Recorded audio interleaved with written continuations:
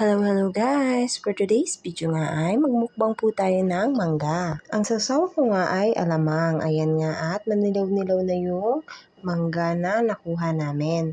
Ayan at sobrang sarap din ng alamang. Wow! Nakapagbalat na nga ako ng mangga at 5 muna yung binalatan ko. Titignan ko nga kung mauubos ko muna bago ako magbalat ng panibago.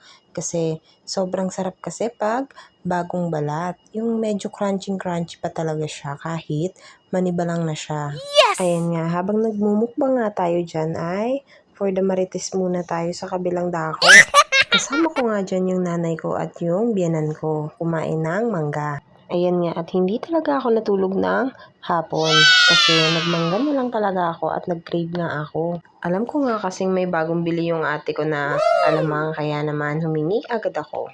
Pero yung nanay ko nga at yung binan ko ay hindi alamang yung kanilang sausawan. Gusto nila ay toyo na may konting sili at asukal. Pero masarap din yun guys. Pero syempre dahil may alamang, dun tayo sa alamang. Ayan nga, at eto pala yung kinakain ko. Kitang-kita nyo naman guys, sobrang sarap niyan. Wow! Ayan nga, at for the kuha pa ang nanay. Kasi yung amin ay hindi pa gaanong magulang. Nasa kapitbahay nga kami nakikikuha muna.